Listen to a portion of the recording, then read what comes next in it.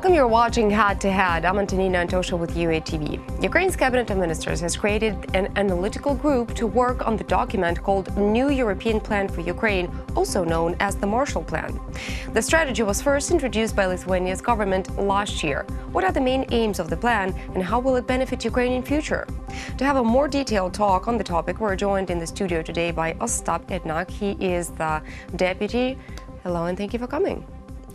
Hello. So let's tell our audience about the so-called Marshall Plan. What is it all about? What are the strategies impeded in the Marshall Plan itself, and when is it going to be put to life? Well, we as politicians and me as a member of parliament, we are quite happy that the government finally took a decision to create this working group, analytical group consisting of economists, of politicians, of experts from various fields. Because last year, together with my other colleagues from Ukrainian parliament, Hanna Hopko, Viktor Romaniuk, and together with members of Lithuanian parliament, who are basically authors of this idea of new European plan for Ukraine, we visited several times Brussels, London, Paris, and Washington, promoting this idea that Ukraine, for last 2 years, we reached macroeconomic stabilization and our GDP returned to growth of 2 to 2.5% per year. But we also understand that this is not enough to cover this gap in development between European Union and Ukraine.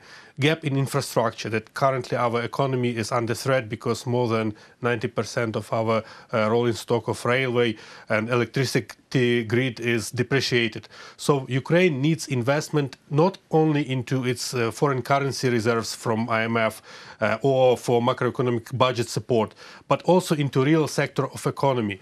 Is the Lithuanian government going to give this money? Well, the Lithuanian government provided with the idea, which was supported by European People's Party at its gathering in Malta last year. So this money is supposed to go from the European Union and probably also from United States and other donor communities. How much money are we talking about? We are talking about roughly, if you want to reach additional 2-3% of GDP growth and reach the level of 5-6% per year, it's about 5 billion euro per year for next decade, for next 10 years. So roughly we are talking about 50 billion euro. But it's not a direct donation or a loan from international financial institutions and donor community. It's about involving various financial instruments from European Investment Bank, from EBRD, World Bank Group, etc. So this money Ukraine is eventually going to get, where are they going to go? To improve what or to create what? Mainly into infrastructure. We of course expect that the working group from the Cabinet of Ministers will define specific infrastructure public So there are no specific projects just yet? We have projects roughly from Ministry of Infrastructure, from Road Agency. We have projects from our railway state enterprise, which amounts to billions of euro already. And we also have, as it turned out, a lot of money outstanding from financial institutions, which Ukrainian government is not able to absorb. For instance, while we were discussing this new European plan for Ukraine with international financial institutions, they complained to us as politicians that there are billions of euro which are not absorbed by the government, which are not implemented on the various projects.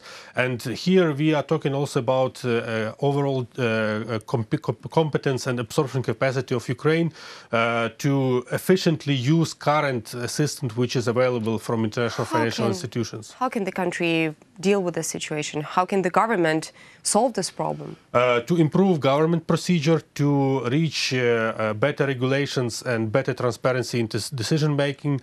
And apparently, Lithuanian government here again offered its assistance in competence increase, and on January 26 in Vilnius there was a working group, a seminar where Lithuanians presented their experience, how they for last decade improved their capacity in using European structural funds in developing their infrastructure. They have specific agencies for big infrastructure projects, for energy efficiency funds, which actually Ukraine is also now implementing. So Ukraine is implementing Lithuanian experience in this Ukraine in some parts, for instance, the Ukrainian parliament adopted a special law which would establish energy efficiency fund. But additionally, it seems that we also need to use Lithuanian experience in establishing specific institutions, which would be a technical office for faster implementation and more efficient implementation of international projects and public investment projects, like special agency for promotion of investments and in cooperation with international financial institutions. And Lithuanians here presented very specific tools how to implement financial instruments, state guarantees involving private investments into public partnership projects, etc.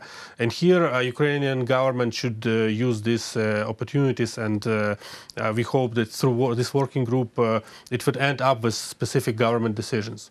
Anything about the medium and small-sized business of Ukraine in that Marshall Plan? What we see, or what we saw also in Vilnius, the experience from Lithuanians, that through these agencies they also supported medium and small-sized business. Through special agencies, support of startups, etc. And we also expect that Ukrainian government will use this opportunity and instruments, financial instruments from this new European plan for Ukraine to make special program for medium and small-sized businesses. Mm-hmm. We, as politicians, we support this idea, and we will demand from the government specific steps in this direction. What happens if Ukraine fails to implement the new European plan? Considering current situation, political situation, poverty trap among the population, we cannot afford to lose this chance for rapid economic development. We have everything. We have support and coalition from international partners. We have support from Lithuania and France, who can contribute with their competence, not just with funds available. So we just need coordinated approach in the government and in the political level. In the parliament, there is a support. For instance, in the last plenary session in January, the Parliament of Ukraine established a special group of parliamentarians, a special caucus on the support of this new European plan for Ukraine. So we have political support in the parliament, proper action in the government, basically support from presidential administration. So all we need now is a coordinated approach and further movement into this direction.